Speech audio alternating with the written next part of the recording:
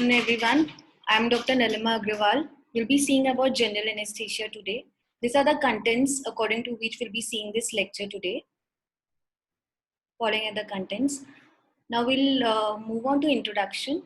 General anesthesia is a reversible condition where the patient has no sensation, including pain. Whereas in local anesthesia, brain function is not affected. Patient is in well-controlled sleep and unconscious in general anesthesia. Moving on to history, alcohol is the oldest known sedative. Joseph Priestley has been known to discover nitrous oxide, ammonia, and oxygen gases. In 1801, Humphrey Davy coined the term laughing gas for nitrous oxide. Sir Horace Well attended lecture on chemical phenomena by Gardner regarding nitrous oxide, and then he himself had been rendered unconscious and able to have wisdom tooth extracted without awareness of pain by administering nitrous oxide. On 16th October 1846, ether was administered by Sir William Morton for removal of mandibular tumor. IV anesthetic agent first to be discovered was thiopental. Sir Peter Murphy discovered fiber optic endoscope. Now there are different levels of sedation: minimal sedation, then there's moderate sedation, deep sedation, and finally the stage of general anesthesia. We'll be seeing individually all levels of sedation. First, we'll see about minimal sedation. Minimal sedation is a minimally depressed level of consciousness that is produced by pharmacological method. In this, tactile stimulation and verbal command is retained. Ventricular as well as cardiovascular functions are not affected. Then there's a stage of moderate sedation. In this, patient do respond to verbal and tactile sensation, but purposefully patient responds to verbal command, whereas patient breathes spontaneously and cardiovascular functions are maintained. Then there's a stage of deep sedation in which there's impaired ventilatory function, so we may require to assess the patient to maintain the airway. Cardiovascular functions is maintained, but patient is not able to respond to painful sensation and respond to verbal command.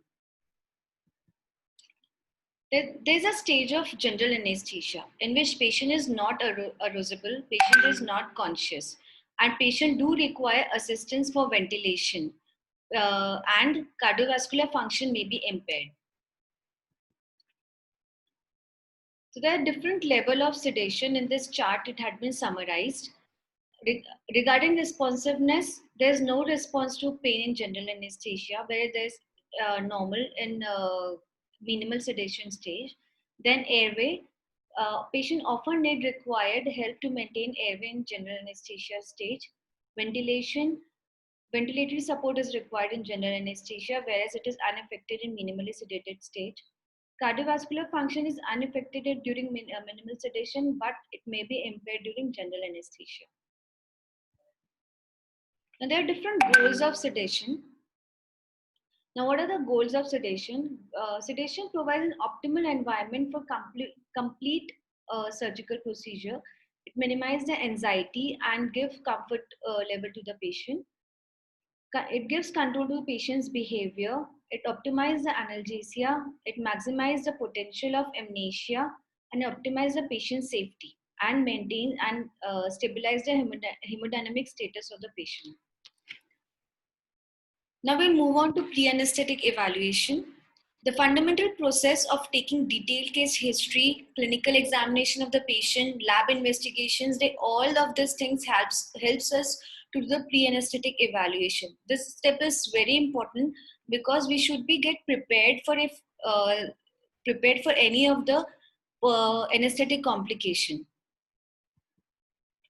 Now, pre-anesthetic evaluation comprises of medical history questionnaire, physical examination, lab investigations.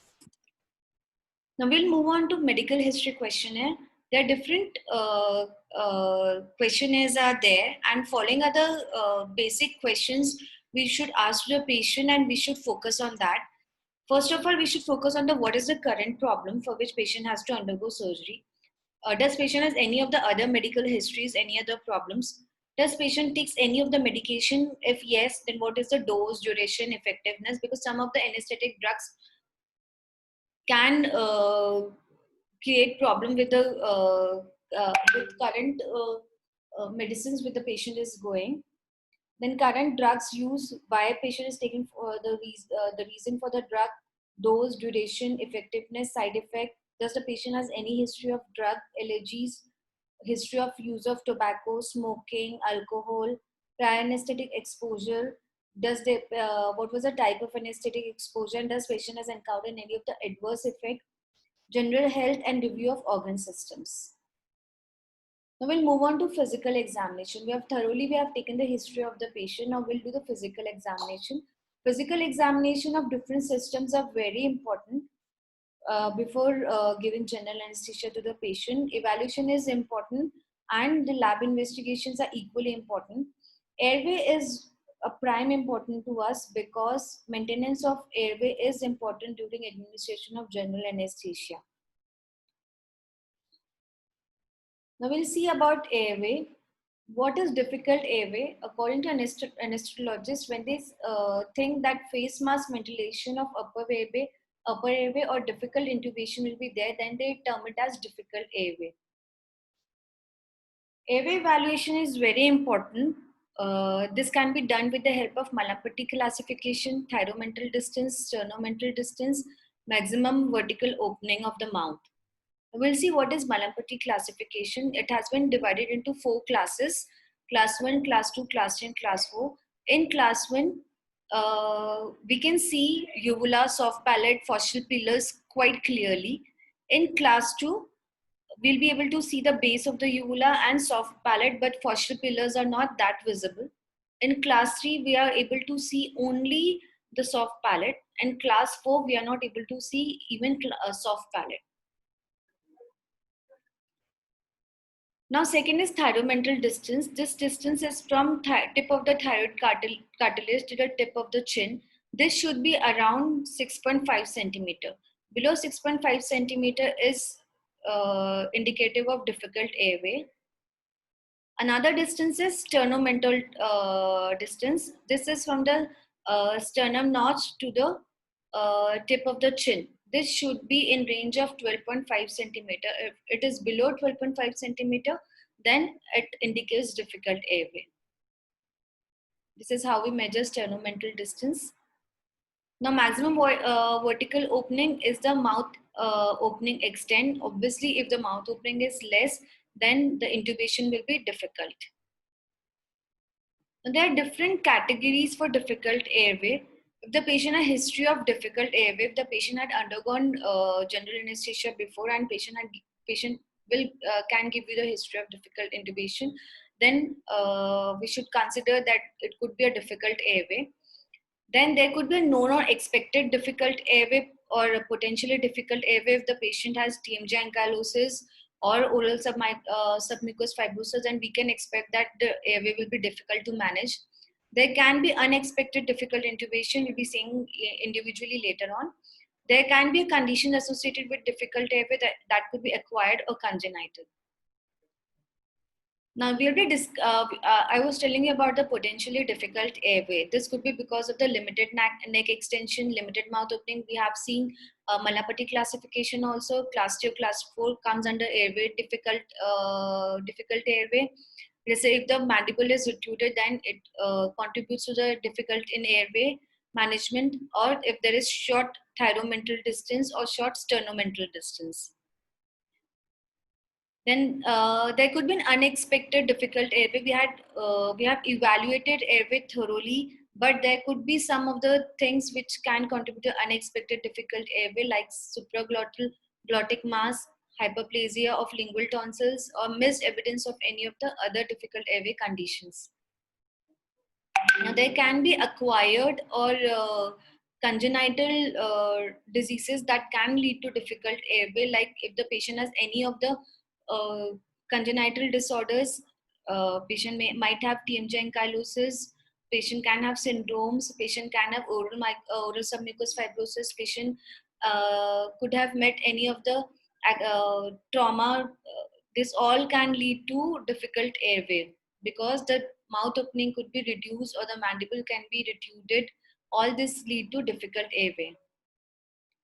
Now, third is lab investigations. After thorough medical history and thorough physical examination, will advise lab investigations to the patient. In lab investigation, will advise patient CBC, hemoglobin, complete hematocrit, blood sugar level, kidney function test, liver function test, urine analysis, X-ray test, ECG, 2D echo. Now, patient had undergone all of the laboratory investigations, and we have planned to operate the patient. We have been given fitness. Now, what are the pre-operative preparation that are required? First is patient's counseling is very important. Patient should be aware of what surgery we are going to do, how we are going to do it, what will be the uh, uh, morbidity expected after surgery, what are the advantages, disadvantages of the surgery. This all should be explained to the patient, and thorough counseling should be done to the patient so that the patient's anxious level is reduced. We can give certain pre-medication which will help us to go the general anesthesia procedure quite smooth. We'll be seeing it later on. We'll give pre-operative instructions to the patient before surgery, one day prior to the surgery. The fasting instructions will be there, and pre-existing drug therapy will be going on. This will be we'll all see this individually. First, we'll see about patients counseling or psychological preparation, as we have discussed that anticipated surgical events, risk, limitations, benefits, all these things should be explained to the patient prior to the surgery and to his relatives, and their consent should be taken regarding the same. We should write it on a paper of everything, risk, what procedure we are going to do, what could be the risk involved in the procedure, what could be the mobility expected. All these things should come under consent, and we should take a consent from patient as well as from his relative. Now, these are the second is pre-anesthetic medications. Pre-anesthetic medications helps us for the smooth conduction of the general anesthesia. Following are the medication which we can give before starting of general anesthesia. Anxiolysis, obviously to relieve the apprehension or anxiety of the patient. Anticellular to reduce the salivary and bronchial secretion so that our intubation is smooth. Analgesia for smooth induction. Amnesia for of the perioperative events. Antiemetic for prevention of nausea and vomiting. Antacid, anti-automatic parasympathetic reflex care, anesthetic induction for facilitation of anesthetic drugs, allergies, prophylaxis can be given against allergies, antibiotic regime, prophylactic antibiotic can be given. Now, these are the drugs that can be that are given for pre-anesthetic medications like benzodiazepines, diazepam, midazolam, inopoids, pethidine can be given, barbiturates, phenothiazine. All these drugs can be given in pre-anesthetic medication. Now, preoperative preparation. In preoperative preparation, we'll ask the patient to kneel by mouth 4 to 6 hours prior to the surgery. If the child is smaller, then we can ask to be a kneel by mouth by 4 hours. But for adults, 6 hours prior or overnight kneel by mouth is required. This is an example of preoperative orders, how it should be given. We have to give order like patient is to be posted under general anesthesia or sedation, whatever. Where the patient has to be shifted, in which OT number patient have to be shifted, at what time patient have to be shifted, what should be given prior to the surgery, like in start injection TT can be given, from when patient will be kneel by mouth, signed written consent should be taken, part preparation of this part of the surgical should be done. Then what are the medication that can be advised as a part of a pre-anesthetic medication? We can give Alprax, Diazepam, so that to reduce the anxiety of the patient, Dulcolex, or for the bowel movement, and prophylactic antibiotic can be given, dexamethasone can be given. Now we'll see about the anesthetic equipments. Now the patient is prepared. Now we'll see what are the different anesthetic equipments that are present in a OT and how we'll proceed for administrating general anesthetic drugs to the patient. Now this is an anesthetic machine which delivers different anesthetic gases to the patient and maintain the airway of the patient. Now these are different parts of the anesthetic machine. This is flow meter, and different gases can be maintained from this flow meter, like air, nitrous oxide, oxygen, and these are the gases. They come and combine in this vaporizing chamber. These are different inhalational gases pass container are present here, and from that, this is the outlet, and from that outlet, this is gas delivery system. The gases get passed and they entered into the patient breathing system. From the patient breathing system, they are inhaled by the patient, and after that the exhaled gases, they come out, and waste gas they pass to this waste gas scavenging system. This is a CO2 absorbing system. This is what I was telling you about the flow meter of air, nitrous oxide, oxygen, and then they pass to the vaporizing chamber where they mix with this inhalational gases, and from that it is inhaled. It enters the patient breathing system. It is inhaled by the patient, and after the patient, what patient exhaled, it get passes through this CO2 absorbing system. Now next is mask. There are different sizes of masks available. To this mask, we give 100% oxygen to the patient before any of the gases, and then the patient is induced. Now laryngoscope, it is very important equipment. Laryngoscope, this is through this we insert it in oral cavity. We retract the base of the tongue from this, and we see whole of the larynx, and this helps us in intubation. Now, this is our excess of vision. While doing laryngoscope, scopy, the head should be extended and neck should be flexed, and this should be the excess of vision.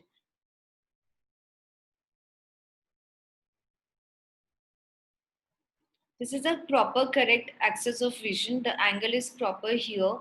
In this, we can directly visualize the larynx after retracting the laryngoscope, and intubation can be done.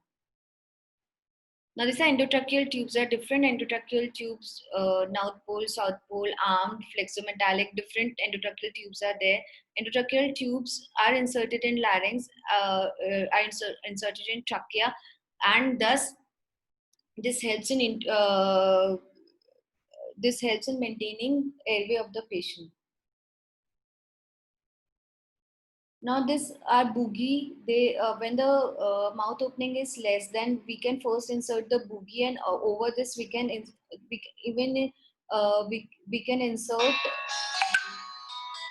we can insert our endotracheal tube over it, and intubation can be done. After intubation, when we extubate the patient, we can use oropharyngeal airway to maintain the patency of the airway. Then there are nasopharyngeal airway. These are also helpful in maintaining the patency of airway. This is inserted through nose. Now, different monitor system is there in our operation theater to monitor the different vital parameters of the patient, like blood pressure monitor, pulse rate, cardioscope is there, pulse oximeter is there, capnograph is there. There are different monitors available.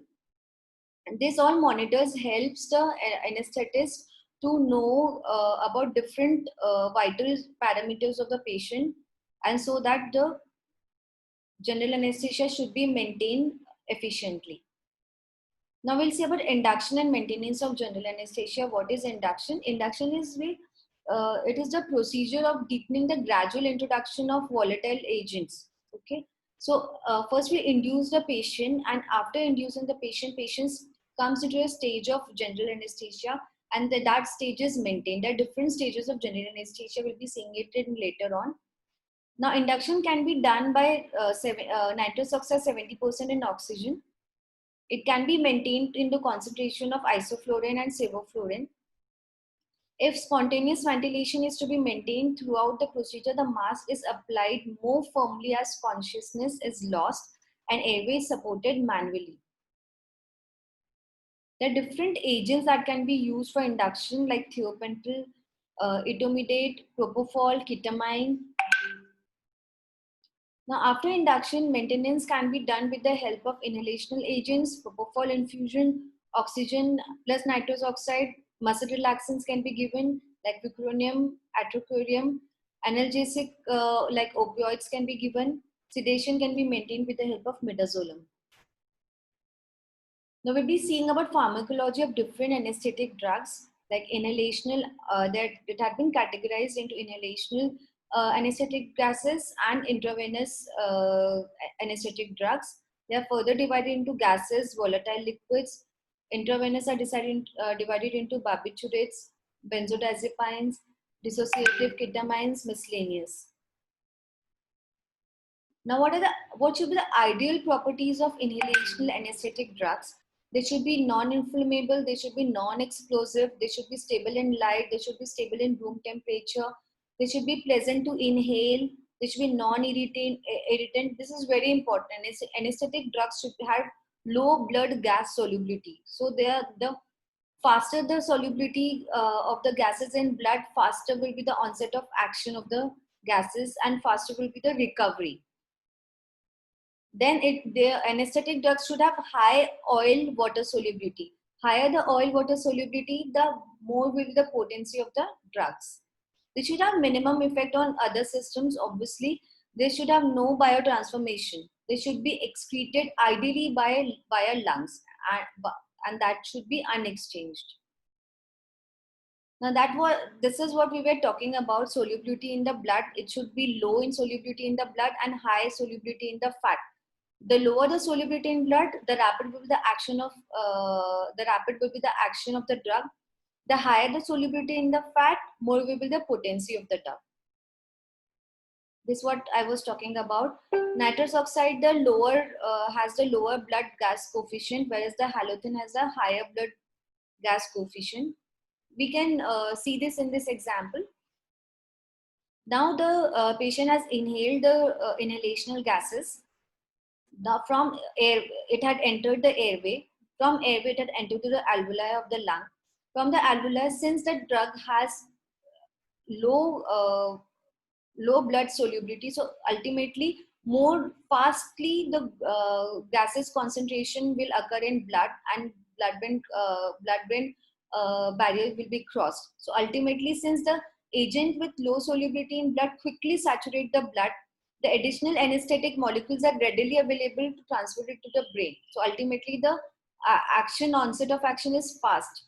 Similarly, reversal will be also the fast. Okay, but the drugs like halothane who have high solubility, so ultimately the concentration available in blood of the drug will be low. So ultimately, it will take the longer time for action. Similar about the solubility in the fat, higher the solubility, higher will be the potency. Now we'll see about the individual inhalational anesthetic agents. First is nitrous oxide, very important. It minimally affects it has minimal effects on heart rate, blood. It is odorless, tasteless. It comes in this blue colored cylinder. Nitrous oxide has the second gas effect. Now, what is the second gas effect?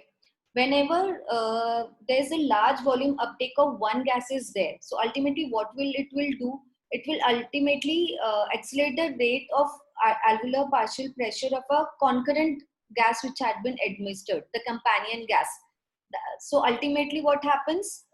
The alveolar partial pressure of the second gas also get raised because of the first gas. So that's why it is termed as a second gas effect. Example is nitrous oxide and oxygen combination. Now, diffusion hypoxia is one of the property of nitrous oxide. So what is this diffusion hypoxia? What does happen? Since nitrous oxide has low blood solubility, so what happens during reversal of the anesthetic agent? There's rapid diffusion of the alveoli of the nitrous oxide from the blood. So ultimately what happens? It dilutes the alveolar air in the alveoli. So ultimately, since air is reduced, the partial pressure of oxygen is reduced in the alveoli. So patient can go into hypoxia. So that's why the term is given as diffusion hypoxia. So how we can avoid this condition? We can prevent this by giving 100% oxygen for few minutes before discontinuing nitrous oxide. Next inhalational drug is halothane. These are some of the properties of halothane. This is non-inflammable, non-explosive. It is pleasant.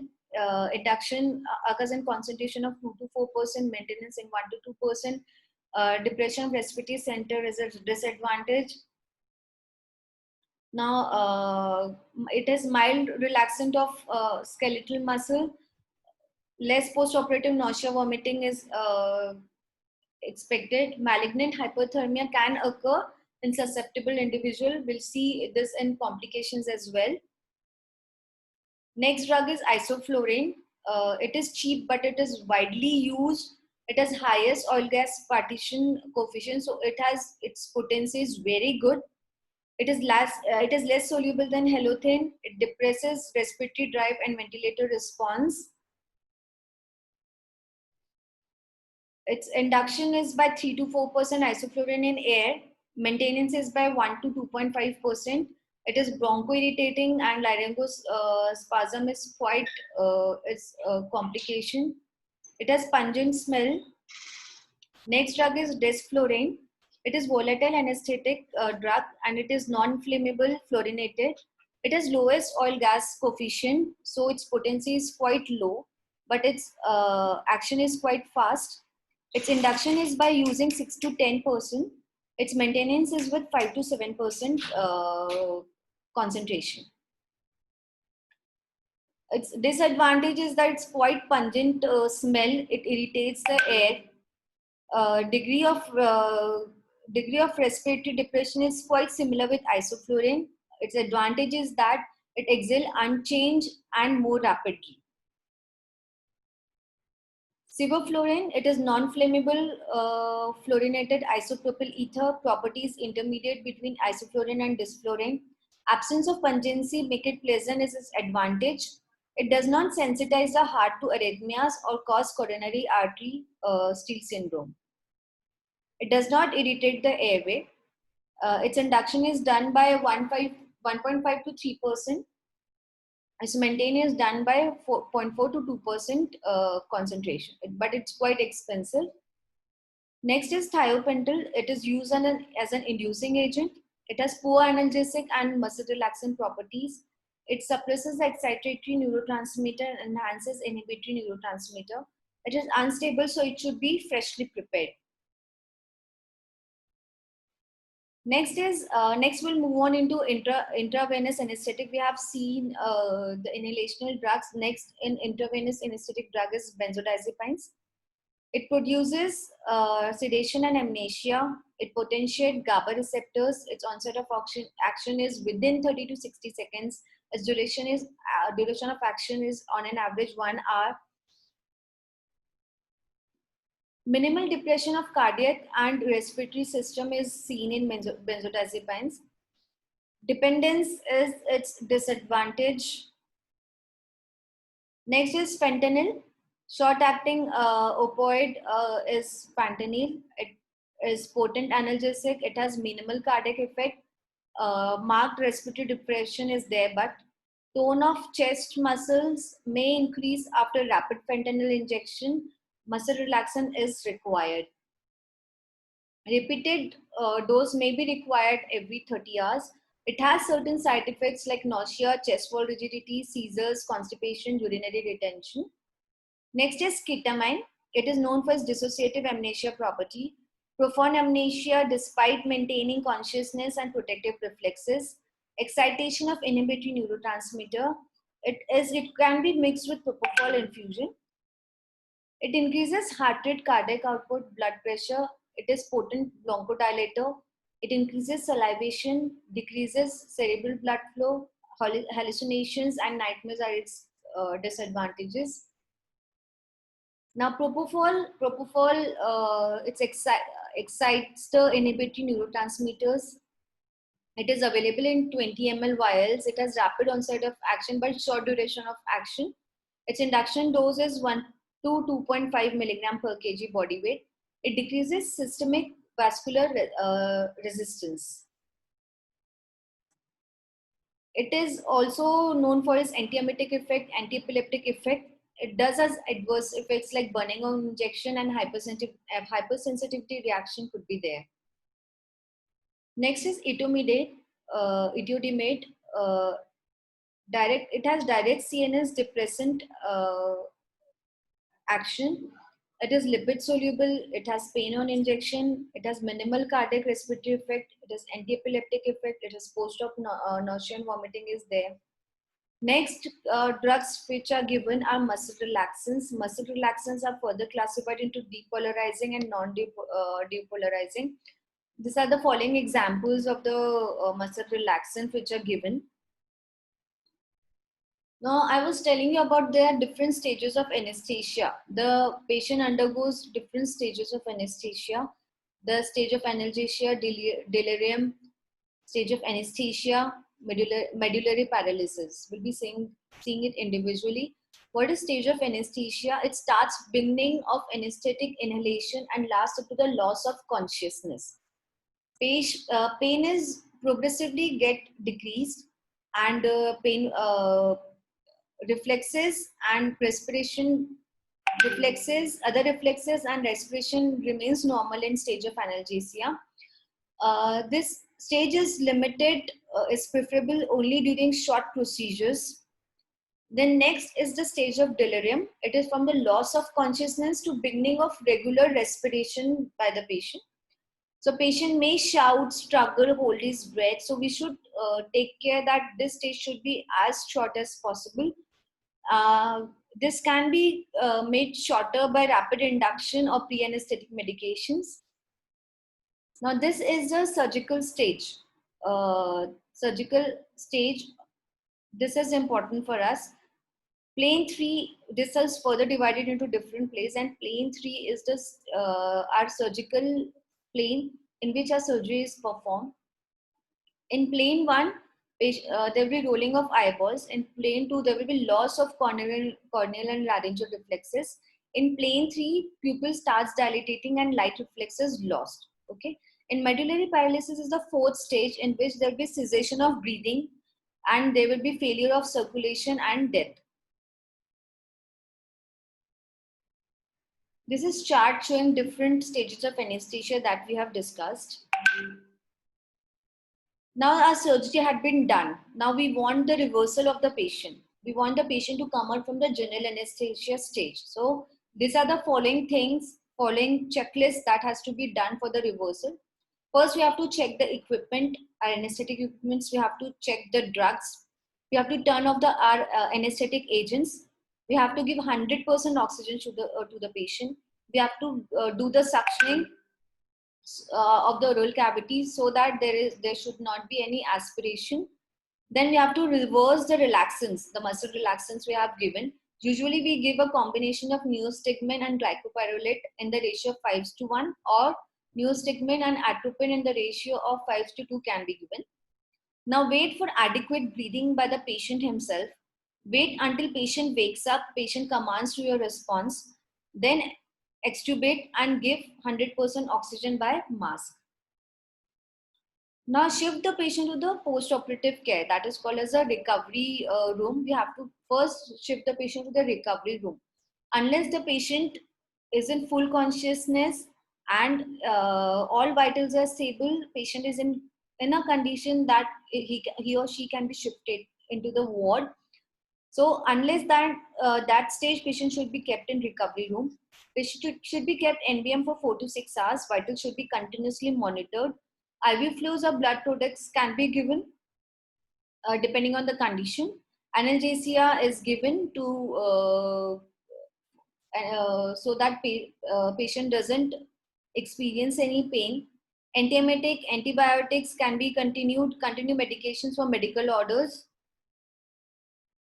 Now we have to see for all of these recovery scores. If the patient fits into the recovery score, then only we can shift the patient to the ward.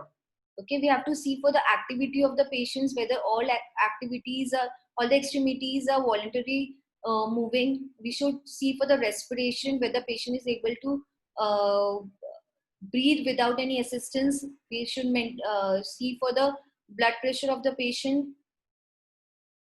We should examine the consciousness level of the patient, whether the patient is fully awake or not. We should see for the oxygen saturation in air for the patient. And after this score only, we'll decide whether the patient should be shifted to the ward or not. Now, as we all know, complications can occur. So what could be the complications that we can encounter? We should be aware of all of the complications so that we can take care of that. First of all, if we do a very thorough preoperative anesthetic evaluation, then many of the complications of general anesthesia, we could be able to avoid it. Okay, so it had been, complication had been divided upon the different steps in which general anesthesia had been given to the patient. Like in preoperative period, during maintenance of general anesthesia, while giving the general anesthesia, what are the complications we can encounter? It can be encountered due to the fault in anesthetic equipment failure, fault in the techniques, there could be any of the medical condition of the patient. There could be the pathology itself during because of the surgeries going on. Then post-operative period, it could be related to the anesthetic drug. It could be the anesthetic technique, intubation technique. There could be pain, infection.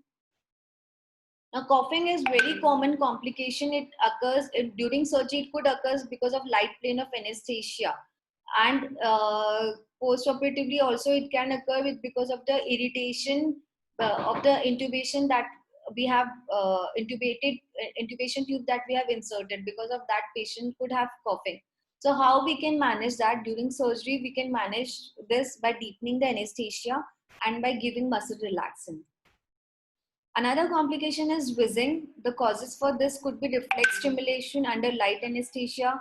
Because of the kinking of the endotracheal tube. It could be because of the anaphylactic reaction, aspiration, pneumothorax. So how we can manage it? We can manage it by rule out if any of the mechanical obstruction is there. If there's any, this can be avoided by deepening the level of anesthesia. We can give bronchodilators to the patient like aminophylline, salbutamol, adrenaline, and steroids can also be administered. Another complication is malignant hypothermia. It is triggered by the anesthetic agent itself, like halothane, isoflurane, sevoflurane. It is actually a hypometabolic syndrome, and it occurs because of the triggering agents like these drugs, and it is mainly because of the reduced reuptake of the calcium ions by sarcoplasmic reticulum, which ultimately leads to sustained muscular contraction is there, which ultimately leads to the hypermetabolism, and which ultimately leads to symptoms like tachycardia, signs like tachycardia, acidosis, hypercarbia, hypoxemia, and hyperthermia. So how we can manage this? We have to discontinue all the anesthetic agents. We have to administer dentrolin 2.5 mg per kg IV and repeat to a total of 10 mg per kg body weight. Hyperkalemia to be corrected by insulin and glucose. Cold sponging can be done and urinary output should be monitored. Next complication is laryngospasm. It can occur because of irritation or irritative stimulus of the upper airway during light plane of anesthesia. Common noxious stimuli to elicit reflex are secretions, vomiters, inhalation of pungent volatile anesthetic agents. All this could lead to laryngospasm. Ultimately, what happens is a reflex closure of vocal cords causing partial or complete glottic obstruction. So patient can go into hypoxia, hypercarbia, and acidosis. So how we can manage this stage? We can continue positive pressure ventilation. This is very important. Deepening of anesthetic level can be done so irritation can be avoided. The irritant or any of the stimulus that is causing laryngospasm, that should be removed, and patient can be given muscle relaxant like succinyl choline. Next complication is bronchospasm. Bronchospasm could be centrally mediated or it could be due to because of the local response of the airway. What are the characteristics of bronchospasm? Wheezing, tachypnea in awake patient is the characteristic signs of bronchospasm. How we are going to manage it? Correction of the endotracheal tube should be done. Deepening of anesthetic level. Adequate hydration of the inspired air should be done. Bronchodilators can be given like aminophylline, salbutamol. Now, there can be a post-operative nausea and vomiting. Quite common complication is of general anesthesia. What could be the causes of this? Causes could be pregnancy, obesity, abdominal distension, premedication, that opioid NSAIDs that can cause to post-operative nausea and vomiting, anesthetic drugs such as ether, nitrous oxide. There could be presence of pain, hypoxia, hypotension, hypoglycemia in post-operative period. Now, how we'll manage the post-operative nausea and vomiting? We can manage it by removing the underlying cause. Patient should be supine. Antiemetics can be given like promethazine, metoclopramide, ranitidine, sodium citrate. Now, coming to the conclusion of this topic, general anesthesia. Preparing a patient for anesthesia requires an understanding of the patient's preoperative status, the nature of the surgery, and the anesthetic techniques required for surgery, as well as the risk that a particular patient may face during this time. This is very important because we don't want any of the post-operative complications or complications during a surgery. So preoperative evaluation, preoperative status of the patient is very important. A thorough medical history, a thorough physical examination, complete lab investigations is very important to know the preoperative status of the patient so that we can be prepared of any of the complication that can occur. Patients often have comorbidities that require careful assistance and coordination with different specialized specialities of the speciality of different medical field, like physicians, uh, any neurological condition if is there, then a psychiatric involvement. All of the specialities can be coordinated if you're aware of the comorbidities of the patient. Preoperative anesthetic assessments services decrease complication rates and mortality. Preoperative visit may relieve anxiety and answer questions about both the anesthetic and surgical procedures should be discussed thoroughly with the patient. Effective communication and team approach is very important. Complications and malpractice lawsuits are often attributed to poor preparation and failures in communication. Anesthetic preoperative assessment has shown to be safe and effective at preoperative screening and should be an integral part of the team. Thank you so much.